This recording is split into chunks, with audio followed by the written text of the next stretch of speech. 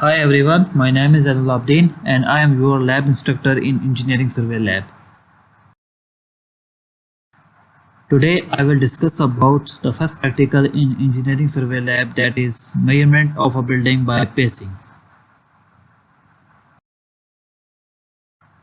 Let's move towards the objectives of this practical. The main objective of this practical is to determine the average length of your pace. The second objective is to determine the horizontal distance by using method of pacing, and third objective is to become familiar with keeping notes in a field book. The main instruments in this practical are chaining pins or wooden pegs, measuring tapes or chain, and ranging rods.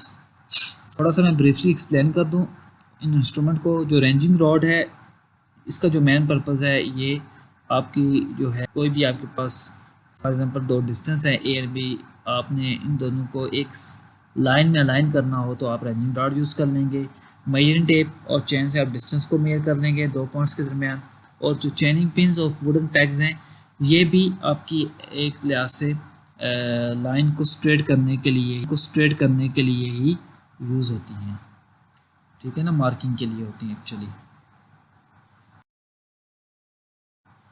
और इसमें जो related theory है, उसमें सबसे पहले जो main है कि आपके पास दो पॉइंट्स होंगे ए एंड बी, ठीक है, और उन पॉइंट्स के दरमियान अगर आपने कोई डिस्टेंस मेजर करना है जो कि रफ डिस्टेंस होगा, उसको आप मेथड ऑफ पेसिंग यूज़ कर लेंगे।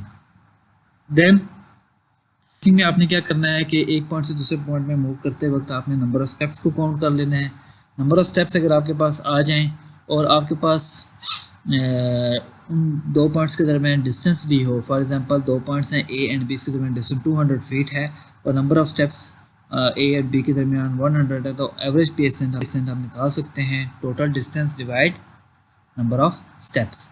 इसी तरह आप यहाँ से डिस्टेंस भी निकाल सकते हैं कि टोटल वॉकिंग स्टेप्स को मल्टीप्लाई कर दे एवरेज पेस लेंथ के साथ।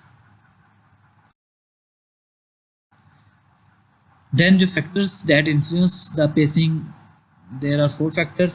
Number one is type of individual, nature of ground, slope of the landscape and speed of the pacing. Type of individual में जो है ना, मेल है या फीमेल है, वो पेसिंग कर रहे हैं, ठीक है। फॉर एग्जांपल जो है एक हाइट भी ज़्यादा है और जाहिर बात है उसके नंबर ऑफ जो है steps moving from point A to point B, number of steps कम होंगे। इसी तरह अगर एक फीमेल है, उसकी हाइट कम है, तो उसकी जो मूविंग स्टेप्स होंगे from point A to point B, वो क्या होंगे, ज़्यादा होंगे, ठीक है। ये आपकी हाइट पे भी डिपेंड कर देता है।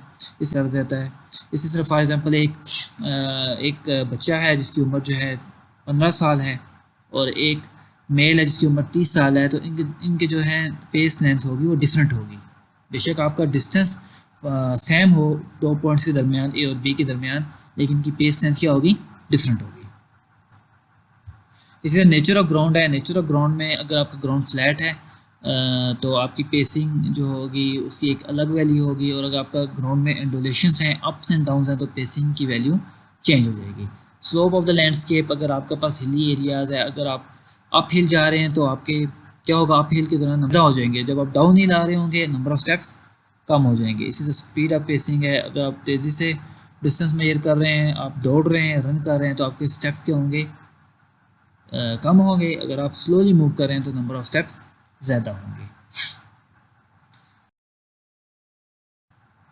प्रोसीजर क्या होगा, प्रोसीजर इसका बहुत इजी है। आपने एक फ्लैट ग्राउंड में एक जो है ना एक सूटेबल एरिया सेलेक्ट कर लेना है।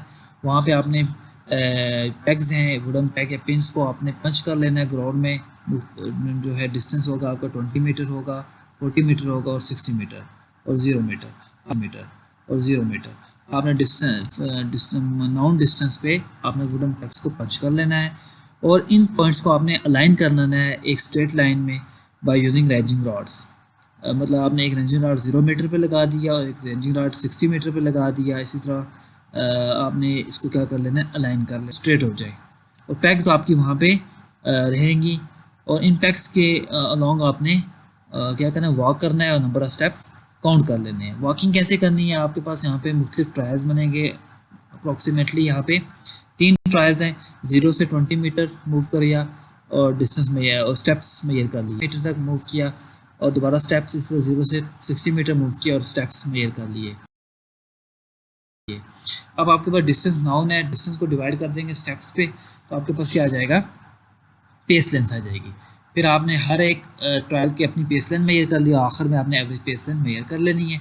इसके बाद आपको एक बिल्डिंग दे दी जाएगी, पास में उस बिल्डिंग के आपने लेंथ को या उस डायमेंशंस को या उसके डिस्टेंस को मेजर पेसिंग, और फाइनली आपने जितनी भी कैलकुलेशन है, जो डेटा आपने कैलकुलेट किया है और जो बिल्डिंग से आपने एक्वायर किया और बिल्डिंग स्केच आपने प्लॉट करना है फील्ड बुक में और रिकॉर्ड कर देनी है तमाम रीडिंग्स वहाँ पे। ये है बुकिंग फॉर पेस लेंथ। इसमें writing all the necessary information, observations and calculation in field book is known as booking. आपके पास 3 ट्रायल थे, ऑलरेडी मैंने डिस्कस कर लिया, ट्रायल 1, ट्रायल 2, ट्रायल 3, और आपने इनकी पेसिस या स्टेप्स मेजर कर लिए 20 मीटर, 40 मीटर एंड 60 मीटर के अकॉर्डिंग। 3 ट्रायल हैं, तीन वैल्यूज़ हर एक की आपके पास आए। तो ये देखें एवरेज पेस है, ये एवरेज स्टेप्स हैं। आप 30 और 31 के एवरेज ले जाएँ, 30.33 स्टेप्स आ जाएंगे, इसी तरह 57.33 स्टेप्स, इसी तरह 89.67 स्टेप्स आ जाएंगे। देन पेस लेंथ आपने मेजर करनी है। पेस लेंथ क्या होगा, distance divide number of steps. तो 0.67 मीटर आपके पास पेस लेंथ आ गई जब ट्रायल 1 था। इसी तरह 0.70 मीटर, देन 0.67 मीटर। इसका ये मतलब हुआ कि एक जो स्टेप है जो आपने इसके बाद आपने नीचे आ जाएं एवरेज पेस, तो जितने भी आपके पास पेस लेंथ आई है इसकी आप एवरेज वैल्यू ले लें तो 0.68 मीटर आपके पास आ गई आपकी पेस लेंथ। ठीक है, इसका मतलब ये हुआ कि आपने जो एवरेज पेस लेंथ है, आपका जो स्टेप है उसकी जो एवरेज लेंथ है वो 0.68 मीटर है। अब आप नंबर ऑफ स्टेप्स अगर आपके पास हों उसको आप मल्टीप्लाई करेंगे किसके साथ, इस पेस एवरेज पेस लेंथ से आपके पास क्या आ जाएगा, डिस्टेंस आ जाएगा। फॉर एग्जांपल हम एक एग्जांपल ले लेते हैं समझाने के लिए। हमारे पास एक बिल्डिंग है, उसके 4 जो है कॉर्नर्स हैं, A, B, C and D। अब A, B, B, C, D। अब A, B, B, C, C, D and D A आपने इसको 4 कंपोनेंट्स में डिवाइड कर दिया। ये लेफ़्ट साइड पे कॉलम पे देख सकते हैं ये लाइन आ गई, और आपने पेसिस मेजर करनी है, स्टेप्स मेजर करने। A to B वॉक किया, आपके पास 15 स्टेप्स आ गए, देन 20 स्टेप्स आ गए, देन 15 अगेन, और DA के लिए अगेन 20 स्टेप्स आ गए। इसको आप जब मल्टीप्लाई करेंगे एवरेज पेस लेंथ के साथ या एवरेज स्टेप लेंथ के साथ तो आपके पास डिस्टेंस आ जाएगा। तो एवरेज स्टेप लेंथ हमारे पास क्या है स्टूडेंट, 0.68 को जब 15 से मल्टीप्लाई करेंगे तो 10.2, देन 13.6, देन 10.8, देन 13.6। ये आपके पास एक ब्रीफ प्रोसीजर है।